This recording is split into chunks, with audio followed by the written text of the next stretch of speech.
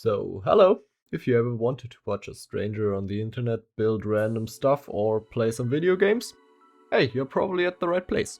So this video is part 1 of me trying to build a Voron Trident, and the entire build will probably be split into 2 or maybe 3 parts. Since I never built a 3D printer before and I only own my Bumble Lab plug-and-play printer, I decided to go for a kit for this build instead of self-sourcing everything. Nowadays there are many manufacturers who sell those kits, but after I did some research I finally decided to go with a kit from Cibor. Mainly because they deliver, including the 3D printed parts, they have some extra upgrades like the fridge door or even a cartographer, and also many CNC metal parts for the AWD gantry. In case you're interested, I went for the 350mm variant with no decorative parts, default rails and no upgrade kits. So basically the cheapest version of the 350 printer you can buy on the website. In the background you can already see me unboxing everything. The entire printer came in 2 big packages with reinforced corners and arrived at my home after about 3 weeks.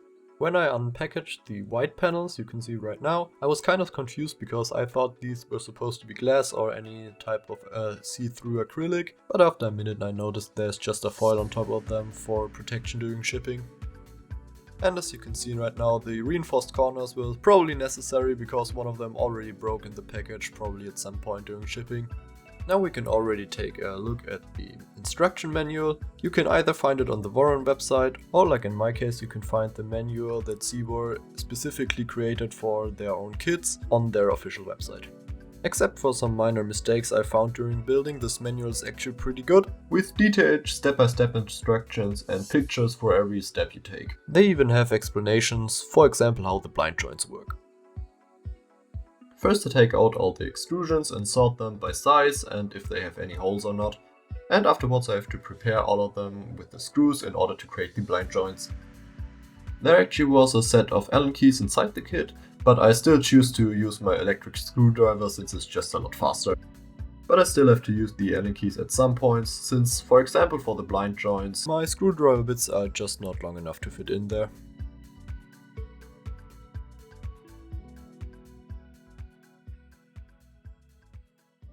The next step is to insert the fix strips into the extrusions and put the screws back in, that way we can prevent the fix strips from slipping out of the extrusion. For the entire frame we want to make sure we use the right parts with the correct orientation, and especially take a look at the pre-drilled holes and make sure they face the right direction. Since you want the frame to be as precise as possible, you should build it on a really flat surface. For most people that's probably the kitchen counter or some sort of glass table you can find in your home. But if you do that, be really careful since you don't want to scratch the glass or the wood with the metal extrusions.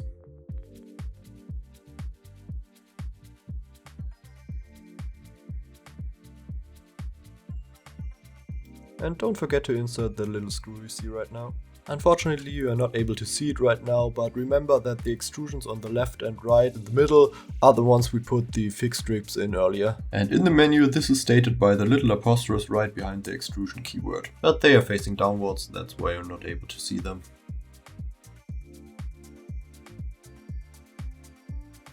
Once the frame is assembled, you want to measure it in order to make sure all the corners are exactly 90 degrees or at least as close to 90 degrees as you can get it. I did that by hooking the measuring stick inside the extrusion and then measure all the diagonals. And as long as all of your diagonals are the same length, you should be fine.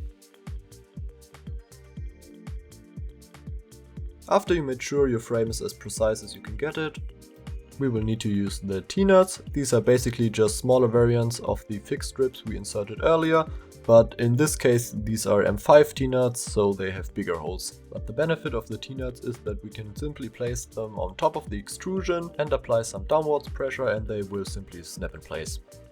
And don't forget that we'll also need to insert some of the T-nuts on the bottom side of the extrusion we are working on right now.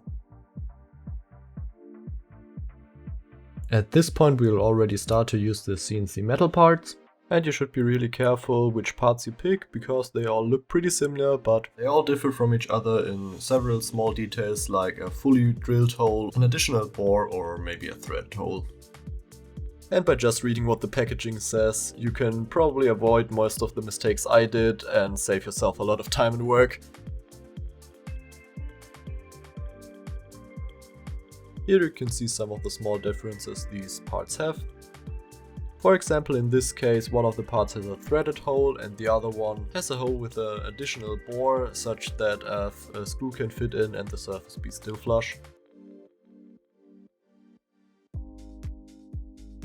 Fixing this mistake took me about 10 to 15 minutes, and because it was so much fun I decided I will go and make almost the same mistake on the next part as well.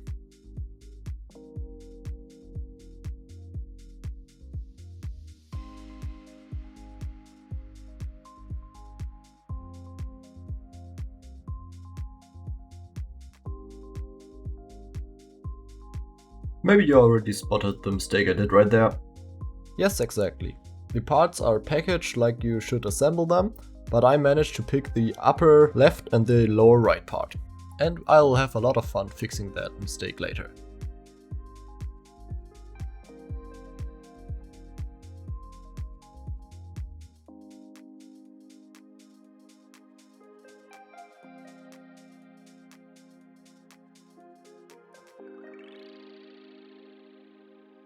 Now we'll need another one of the extrusions, but we have to watch out because both of these are almost the same length, but one is about 10 mm longer and we need that one. And again we'll use some T-nuts to secure the extrusion with some more M5 screws.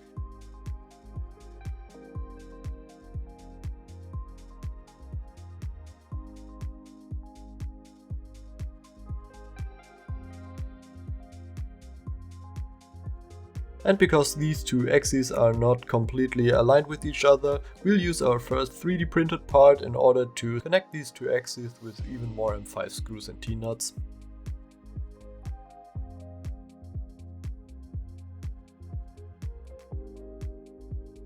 The next parts we need are some of the linear rails, and since they need to be greased, I already did that and I just greased all of them at once. And because I obviously don't want the grease all over my floor, I just wrapped them in some newspaper. And I can recommend not trying to remove the carriages from the rails, since you will have a lot of fun putting back all the little bearing balls with some tweezers. But of course that definitely didn't happen to me. At least this time I learned from my mistakes and I put in one screw on each side of the linear rail, so that the metal parts we screwed in earlier prevent the carriage from unrailing on either side. After we did that, we can remove the little rubber knobs and put in the remaining screws for the rail.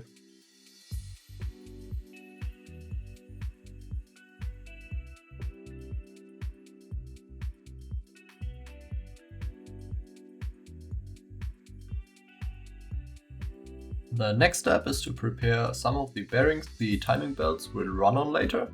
And for that we'll need these little silver tubes. I'm not exactly sure if they are made from metal or plastic, because they were inside the CNC kit, but in my opinion felt way too light to be metal. And we'll also need some bearings, two of the kind that have the rim for the sides and a normal one in the middle. These are simply stuck on top of the little tubes. And because we need multiple of them, I just prepared some in advance. Now we simply have to press the parts we just prepared into the CNC part, fixate everything with a top plate and screw that one in place with some more M5 screws.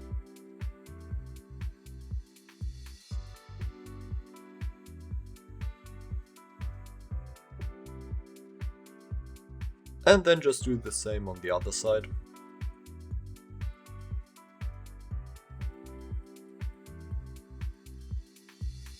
At this point you're supposed to tighten down the screw and adjust the gear to the right height, but the measurements from the manual just didn't match the ones I had, so I skipped that step and adjusted everything when I put in the timing belt later. Now we need some more screws and another CNC part to secure the motor in place.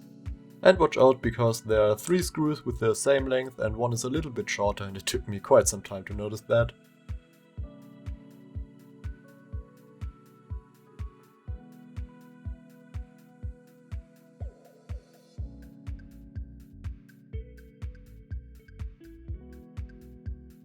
At this point I tried for several minutes to put in all the screws until I realized that one of the CNC metal parts just had no thread and there was absolutely no way to get a screw in there. I will contact the support of CBOR and try to get a replacement part, but for now I just left it with 3 screws instead of 4. Since I noticed when unboxing everything that the packaging had one empty spot with no part in it, I decided that I will contact the support once I made sure that there are no other broken or missing parts, such that I can just create one support issue for everything combined.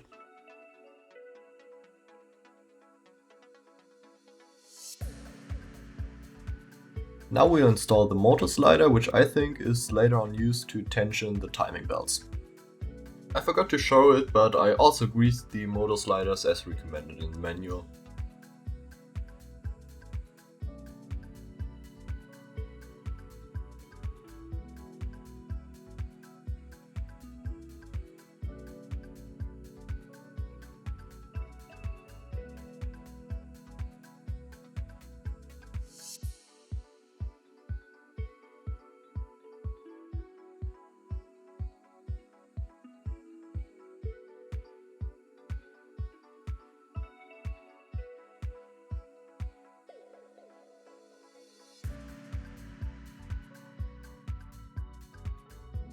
Here I noticed that there was another part with no thread, but fortunately this time it was a T-nut, and since they deliver more in the package than you actually need, I was just able to get rid of the broken one and replace it. When trying to put in the aluminum alloy washers and the 40mm M3 screws, I finally noticed my mistake, because on one side the screws just slipped through and the other side there was no way to get them in. Where I noticed I swapped the 2 parts earlier, and so I just switched them back, and after several minutes of extra work, everything is finally as it's supposed to be.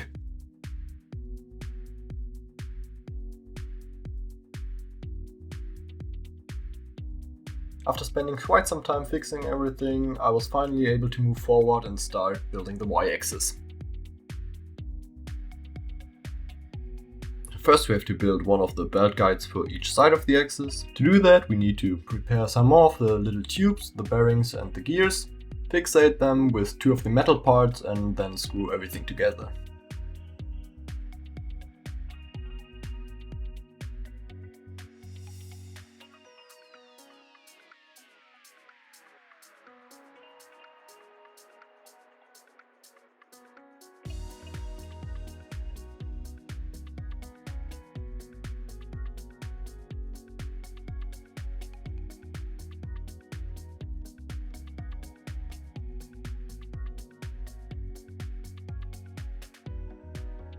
Make sure everything moves correctly and then repeat the previous steps, since we need one of these parts for each side of the Y-axis. Since the entire Y-axis will be moving while printing, CBOR includes one made of carbon fiber in their kit, and that will drastically reduce the weight and with that the load on the motors, and probably even make the entire printer a bit faster. In order to fix the parts we just built onto the carbon extrusion, we need some of them 5 screws and simply push fit them in 2 of the 3D printed parts.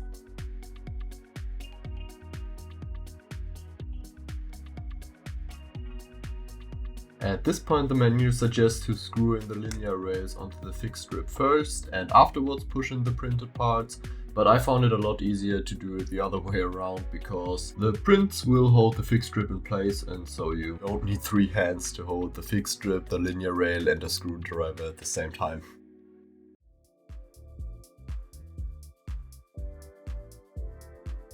And do not remove the little rubber knobs on the rail yet, since we still have no end stops, which would prevent the carriage from unrailing. In my case I did that even after I installed the Y-axis onto the rest of the printer.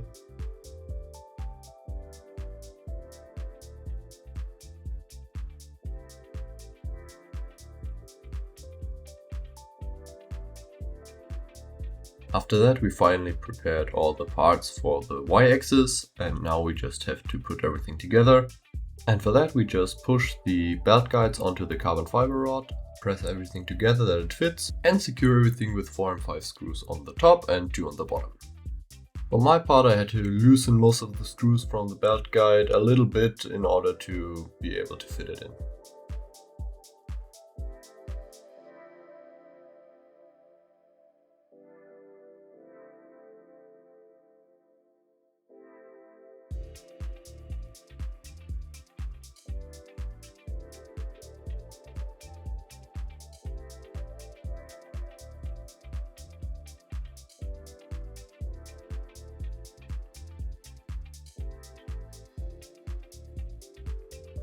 After we flip the frame, we can finally install the Y-axis, and for that we just need 4 and 3 screws on each side and attach everything to the carriage of the linear rails.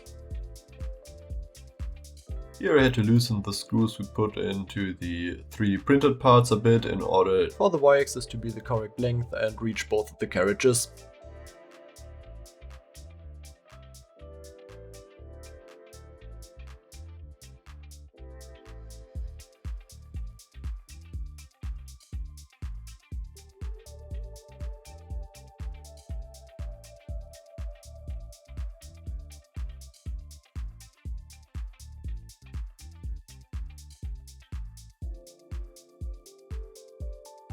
Now we just have to make sure everything runs smoothly, and afterwards we can already insert the timing belt, which we have to cut into 2 equal parts first. Unfortunately, I can't tell you much about how to install the timing belt, but the menu entry is really precise on that one, so you can just follow it.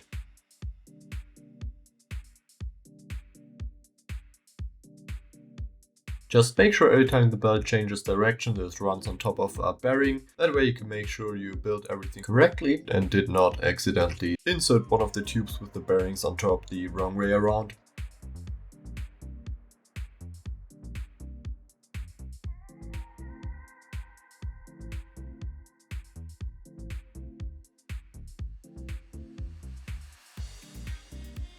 After you secured the motor in place, that's also the time when you want to adjust the little gear and tighten down the screw to keep the gear in place. The manual also suggests to add some thread locker to the screw, but since I don't own any, I just skipped that step.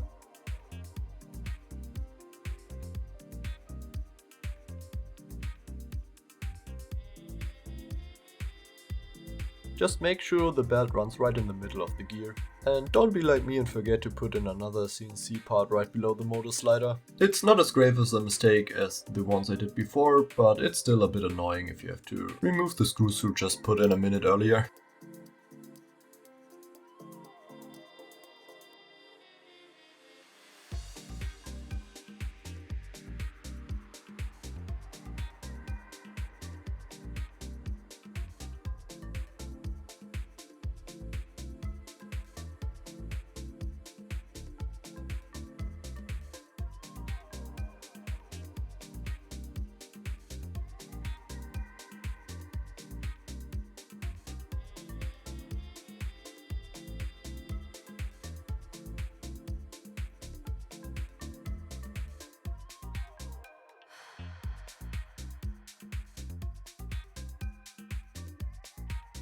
Now we can finally fixate all the belts with one of the last CNC parts left in the kit. For that we'll just have to install the end stop switch. In my case I had to bend the contacts at the end of the switch a little bit in order to fit through the hole of the CNC part. And then secure everything with just 2 more of the little screws.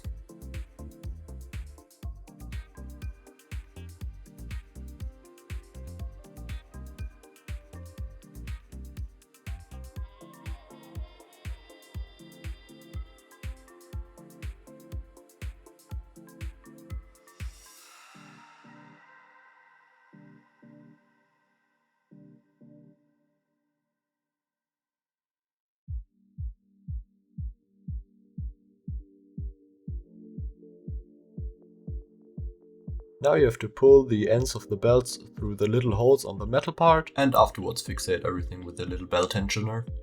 At last you have to tension the belt and probably readjust everything after 1 or maybe 2 days, because the belts will probably stretch a bit during that time and you want to retension everything.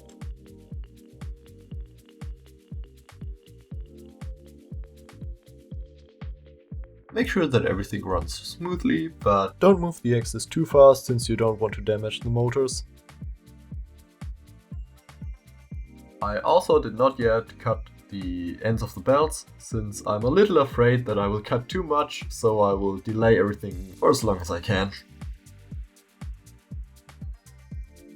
Despite some of the major issues I had in the beginning, I'm actually quite happy how everything worked out. And if you have any suggestions or ideas how I can improve these videos, please let me know down in the comments and I'll be really happy to read them.